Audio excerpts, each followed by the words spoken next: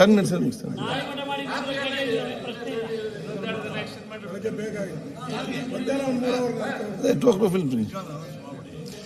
ರಾಯ್ ರೆಡ್ಡಿ ಅವರೇ 5 minutes ಅವ್ರು ಮುಗಿಸ್ಲಿ ಒಂದು. ಅಲ್ಲ ನಾನು ಮಿಲ್ಕಿ ಆರಾಮ್ಸೆ ಫಾರ್ ಯು. ಅಲ್ಲ ನಾನು ಜಾಸ್ತಿ ತಗೊಳ್ಳಲ್ಲ, ಅದಕ್ಕೆ ಆಗ್ತದೆ. ನಾಟ್ ವೆಲ್, ಸ್ವಲ್ಪ I am not comfortable. But information needed for hole assembly. ಸದನಕ್ಕೆ ನಿಮ್ಮ ಮಾಹಿತಿ ಬೇಕು. ನನಗೆ ಸ್ವಲ್ಪ ಕೋಲ್ಡ್ ಆಗಿದೆ, ಬಹಳ ಐ ಫೀಲ್ ವೆರಿ ಅನ್ಕಂಫರ್ಟೇಬಲ್. ಅದಕ್ಕೆ ಯಾಕೆಂತ ಹೇಳಿ 2 o'clock ಆಯ್ತು, 2 o'clock ಒಳಗೆ ಮುಗಿಸ್ತೇನೆ ನಾನು. I will finish it. Okay. ಮಾನ್ಯ ಅಧ್ಯಕ್ಷರೇ, ಮಾನ್ಯ ಮುಖ್ಯಮಂತ್ರಿಗಳು ಮತ್ತು ಸರ್ಕಾರ, ಏನು ಈ ಕೇಂದ್ರ ಸರ್ಕಾರ ಇಬಿಜಿ ರಾಮ್ಜಿ ಹೊಸ ಕಾಯ್ದೆಯನ್ನು ತಂದು ಮಹಾತ್ಮ ಗಾಂಧಿ ರಾಷ್ಟ್ರೀಯ ಉದ್ಯೋಗ ಖಾತ್ರಿ ಯೋಜನೆಯನ್ನು ತೆಗೆದುಹಾಕಿರೋದು, ಅದರ ಸಲುವಾಗಿ ಒಂದು ಈ ಸದನದ ಒಂದು ಒಮ್ಮತದ ನಿರ್ಣಯವನ್ನು ಮಾಡಬೇಕಂತ ಹೇಳಿ ಏನು ಮಾನ್ಯ ಮುಖ್ಯಮಂತ್ರಿಗಳು ನಿನ್ನೆ ಹೇಳಿದ್ದಾರೆ, ಅದನ್ನು ನಾನು ಸಂಪೂರ್ಣವಾಗಿ ಬೆಂಬಲಿಸ್ತೇನೆ. ಅಧ್ಯಕ್ಷರೇ,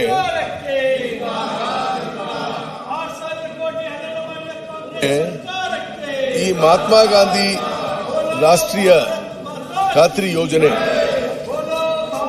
ಡಾಕ್ಟರ್ ಮನಮೋಹನ್ ಸಿಂಗ್ ಅವರು ಒಬ್ಬ ಈ ದೇಶ ಕಂಡಂತ ಅತ್ಯಂತ ಈ ಜಗತ್ತು ಕಂಡಂತ ಅರ್ಥಶಾಸ್ತ್ರಜ್ಞ.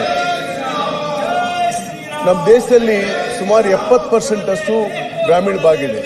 ಗ್ರಾಮೀಣ ಭಾಗದ ರೈತರು, ಗ್ರಾಮೀಣ ಭಾಗದ ಕೃಷಿ ಕಾರ್ಮಿಕರಿಗೆ ಹೆಚ್ಚು ಕೂಲಿ ಸಿಗ್ತಾ ಇಲ್ಲ.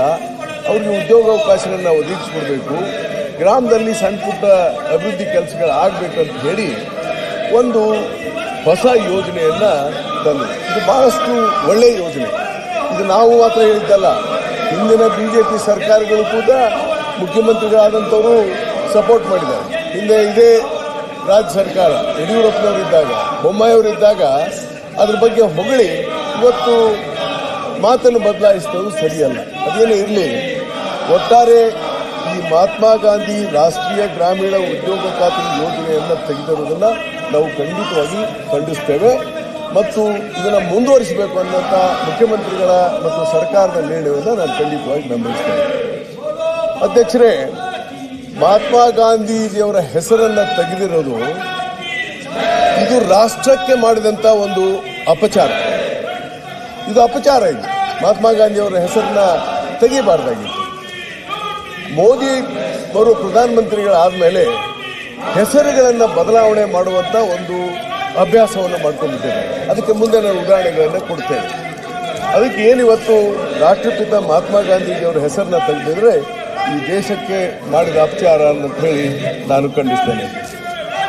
ಅದರ ಬದಲಾಗಿ ಒಂದು ಹೊಸ ಹೆಸರಿಟ್ಟಿದ್ದಾರೆ, ವಿಕಸಿತ ಭಾರತ ಗ್ಯಾರಂಟಿ ರೋಜ್ಗಾರ್ ಅಭಿಜಿಕ ಮಿಷನ್ ಗ್ರಾಮೀಣ. ಅಧ್ಯಕ್ಷ, ನಾಲ್ಕು ಲ್ಯಾಂಗ್ವೇಜ್ ಇದೆ. ಇದು 4 ಭಾಷೆಗಳು ಇದರಲ್ಲಿದ್ದಾವೆ ನೋಡಿ. ವಿಕಸಿತ ಭಾರತ ಸಂಸ್ಕೃತ, ಗ್ಯಾರಂಟಿ ಇಂಗ್ಲಿಷ್, ರೋಜ್ಗಾರ್ ಉರ್ದು, ಅಭಿಜಿಕ ಸಂಸ್ಕೃತ, ಮಿಷನ್ ಇಂಗ್ಲಿಷ್, ಗ್ರಾಮೀಣ ಹಿಂದಿ. 4 ಭಾಷೆಗಳನ್ನ ಸೇರಿಸಿ ಇದನ್ನು ಯಾರೂ ಸರಿಯಾಗಿ ಉಚ್ಚಾರ ಮಾಡದಿರುವ ಹಾಗೆ ಯಾರು ಈ ಹೆಸರು ಕೊಟ್ಟಿದ್ದಾರೆ ಗೊತ್ತಲ್ಲ. ಎದಕ್ಕೆ ಮಾಡಿದ್ದಾರೆ? ರಾಮನ ಹೆಸರು ಅದರಲ್ಲಿ ಬರಬೇಕು. ರಾಮನ ಹೆಸರು ಅದರಲ್ಲಿ ಬರಬೇಕಂದ್ರೆ ಅದರ ಧಾರ್ಮಿಕವಾಗಿ ಜನ ಅದಕ್ಕೆ ಬೆಂಬಲ ಕೊಡ್ತಾರೆ, ಬಿಜೆಪಿಗೆ ಅದಕ್ಕೆ ಅನುಕೂಲ ಆಗ್ತದೆ ಅಂತ ದುರುದ್ದೇಶದಿಂದ ತಂದಂತ ಕಾಯ್ದೆ ಇದೆ. ಅದಕ್ಕೆ ನನಗೆ ಅನಿಸ್ತದೆ, ಇಷ್ಟೊಂದು ಹೆಸರು ಹೆಂಗಿತ್ತಪ್ಪ. ಅದಕ್ಕೆ ಮೊನ್ನೆ ಹೇಳಿದೆ ನಾನು CM ಅವ್ರು ಮಾತಾಡುವಾಗ, ಸರ್ ಆ ವ್ಯಕ್ತಿ ನಾವು PhD ಕೊಡಬೇಕು ಅಂತ ಹೇಳಿ. ಇಂಥ ಕೆಟ್ಟ ಶಬ್ದಗಳನ್ನ ವಾಕ್ಯಗಳನ್ನ ತಂದಿರೋದನ್ನ ನಾನು ಖಂಡಿಸ್ತೇನೆ ಅಧ್ಯಕ್ಷರೇ. ಇವತ್ತು ಅಧ್ಯಕ್ಷರೇ, ಈ ಬಿಜೆಪಿಯವರು ಯಾಕೆ ಈ ತರ ಹೆಸರನ್ನ ಬದಲಾವಣೆ ಮಾಡ್ತಾರೋ ಗೊತ್ತಿಲ್ಲ ನನಗೆ. ಯಾಕೆ ಬದಲಾವಣೆ ಮಾಡ್ತಾರೆ ಗೊತ್ತಿಲ್ಲ. ಇವ್ರು ಕೆಟ್ಟ ಬುದ್ಧಿ ಬಂದಿದೆ ಅಂತ ನನಗನ್ನಿಸ್ತದೆ.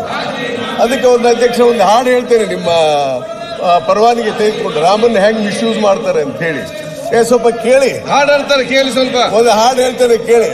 ಅಧ್ಯಕ್ಷರೇ, ನಾನು ಹಿಂದೆ ಸ್ಟೂಡೆಂಟ್ ಇದ್ದಾಗ ಒಂದು ಸಿನಿಮಾ ನೋಡಿದ್ದೆ, ಹರೇ ರಾಮ್ ಹರೇ ಕೃಷ್ಣ ಅಂತ ಹೇಳಿ.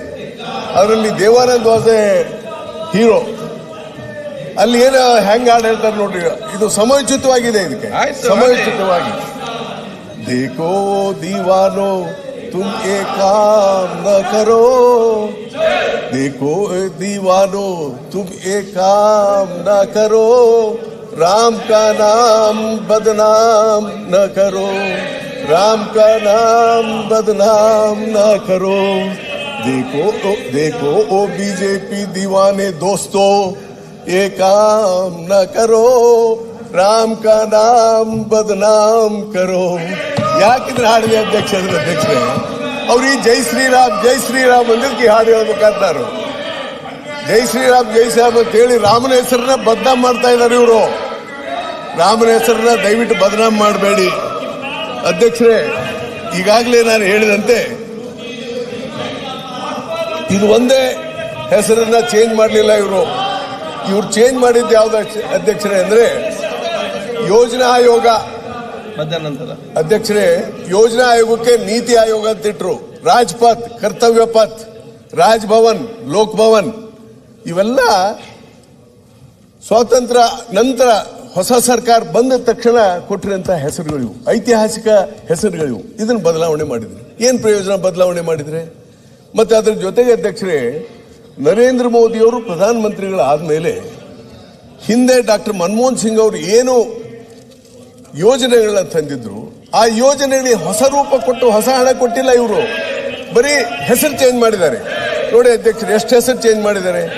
Direct benefit transfer of LPG Manmohan Singh ಅಧಿಕಾರದಲ್ಲಿದ್ದಾಗ ಇವರು ಪಹಲ್ ಅಂತ ಮಾಡಿದ್ದಾರೆ. Nirmal Bharat Abhiyan, Swachh Bharat mission, national urban livelihood mission, Deen Dayal Antyodaya Yojana, prime minister research fellowship scheme, prime minister fellowship scheme, national optical fibre network Bharat net, national manufacturing policy make in India, Indira Gandhi Matri Sahyog Yojana, Pradhan Mantri Matru Vandana Yojana, Swavalamban Yojana, Atal pension Yojana, national skill development programme skill India, free LPG connection to BPL families, Pradhan Mantri Ujjwala Yojana, modified national agriculture insurance scheme, Pradhan Mantri Fasal Bima Yojana, Rajiv Awas Yojana, Sardar Patel national mission for urban housing, national girl child day programme, Beti Bachao Beti Padhao, national project for management of soil health card, Jan Aushadhi scheme, प्रधानमंत्री जन औषधि योजना, जन औषधि, प्रधानमंत्री भारतीय जन औषधि कार्यक्रम, राष्ट्रीय कृषि विकास योजना, परंपरागत कृषि योजना, एक्सेलरेटेड इरिगेशन बेनिफिट प्रोग्राम, प्रधानमंत्री कृषि सिंचाई योजना, आम आदमी बीमा योजना, प्रधानमंत्री Suraksha Bima Yojana, national e government plan, digital plan, national multi time development programme, Sagarmala, national rural livelihood mission, Deen Dayal Upadhyay Grameen Yojana, Rajiv Gandhi ग्रामीण विद्युतीकरण, दीन Dayal Upadhyay Gram Jyoti Yojana, Jawaharlal Nehru national urban renewal mission, Amrut, basic savings bank deposit, Jan Dhan Yojana, development of heritage mission, free day, neem coated area growth claims, new deal for rural development, Gram Uday से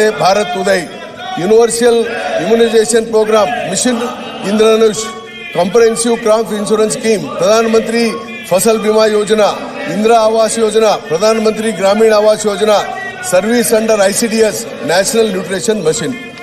ಅಧ್ಯಕ್ಷರೇ, ಪ್ರಧಾನಮಂತ್ರಿ ಮೋದಿ ಅವರಾದ ಮೇಲೆ ಒಂದೇ ಒಂದು ಹೊಸ ಕಾರ್ಯಕ್ರಮಗಳನ್ನು ತರಲಿಲ್ಲ. ಹಿಂದೆ ಡಾಕ್ಟರ್ ಮನಮೋಹನ್ ಸಿಂಗ್ ಅವರು ಕಾಂಗ್ರೆಸ್ ಗವರ್ಮೆಂಟ್ ಇದ್ದಂತ ಸಂದರ್ಭದಲ್ಲಿ ಏನು ಜನಪರವಾದಂತಹ ಕಾರ್ಯಕ್ರಮಗಳನ್ನ ತಂದಿದ್ರು ಅದನ್ನ ಬದಲಾವಣೆ ಮಾಡ್ಲಿಕ್ಕೆ ತಂದಿದ್ದಾರೆ. ಇಷ್ಟೆಲ್ಲ ಯೋಜನೆಗಳು ಹಿಂದಿದ್ದು ಅದನ್ನ ಎಲ್ಲ ಹೆಸರುಗಳನ್ನ ಚೇಂಜ್ ಮಾಡಿ ರಾಜ್ಯ ಸರ್ಕಾರಕ್ಕೆ ಅನಾನುಕೂಲ ಆಗುವುದಕ್ಕೆ ಕೆಲವು ಕಾನೂನುಗಳನ್ನು ಮಾಡಿದ್ದಾರೆ. ಇದನ್ನು ನಾವು ಖಂಡಿಸಲೇಬೇಕು. ಮತ್ತು ಅಧ್ಯಕ್ಷರೇ, ಇವತ್ತೇನು VBG ರಾಮ್ಜಿ ಕಾಯ್ದೆ ತಂದಿದ್ದಾರೆ, ಇದರಿಂದ ನಿಜವಾಗಿ ಕೂಡ ಭಾರತದ ದೇಶದ ಜನರಿಗೆ ಬಹಳಷ್ಟು ಅನಾನುಕೂಲ ಆಗ್ತದೆ.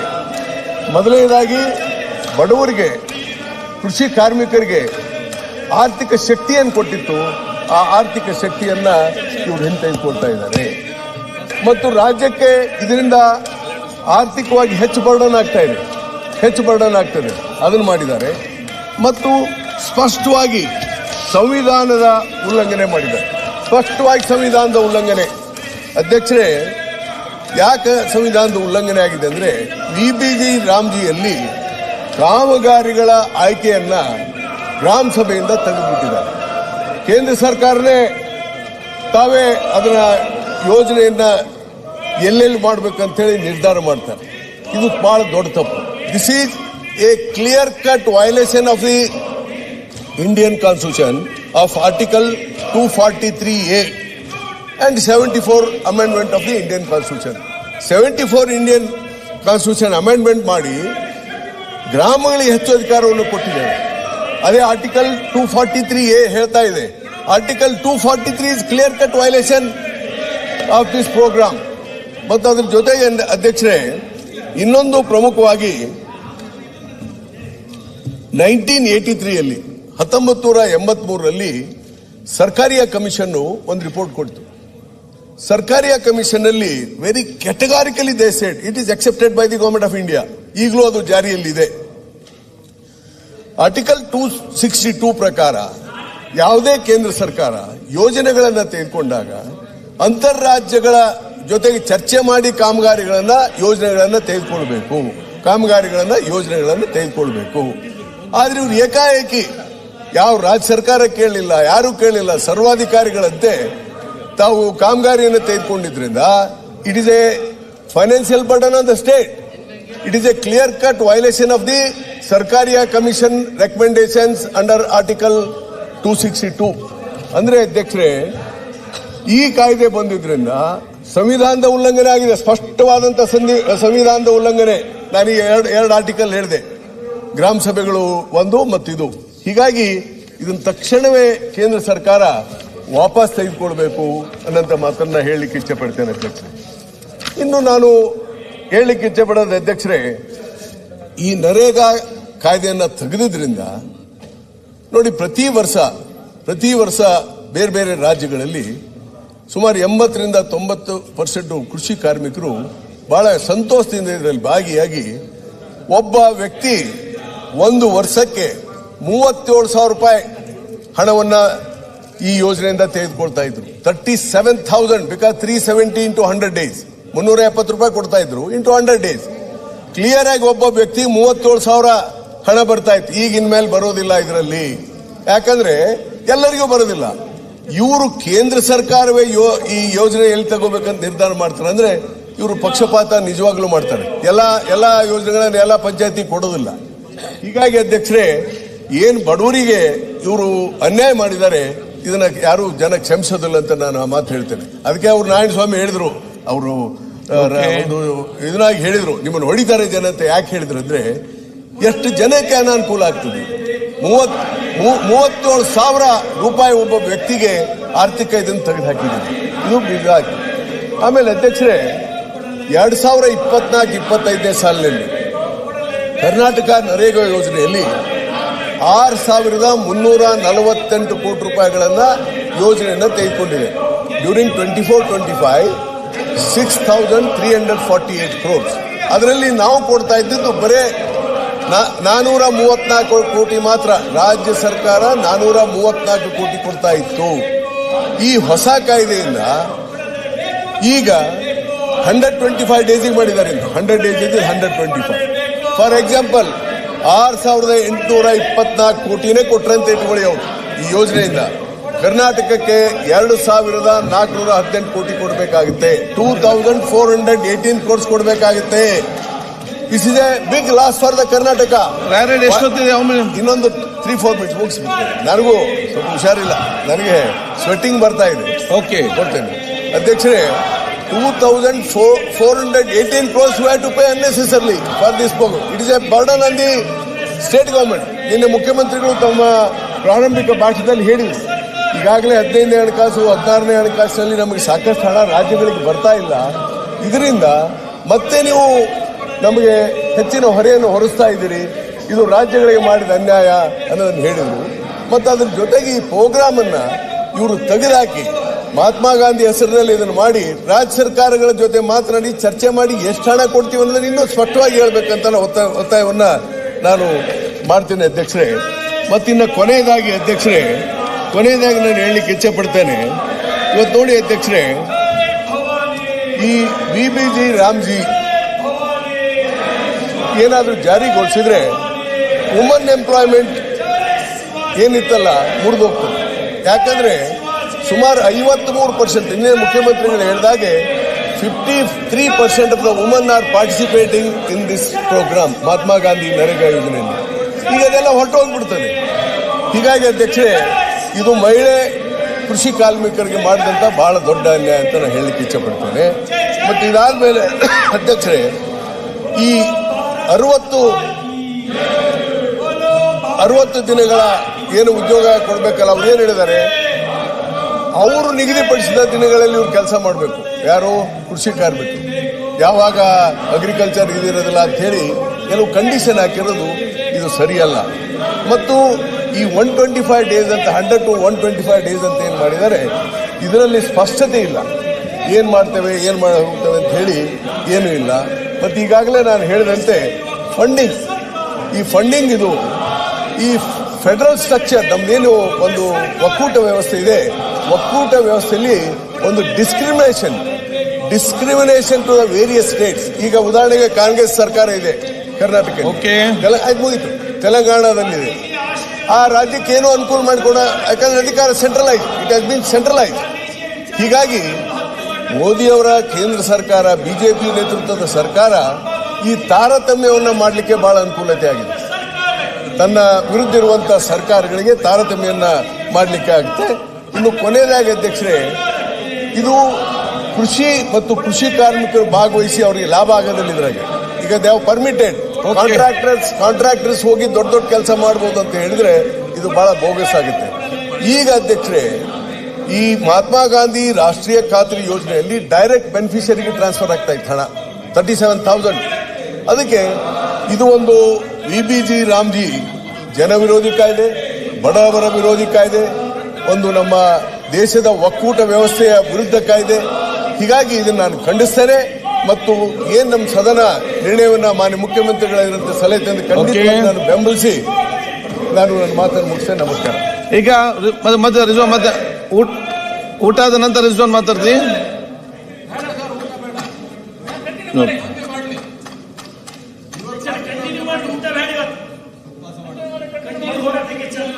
ಈಗ ನೀವು ಟೀ ಕುಡ್ದು ಬಂದ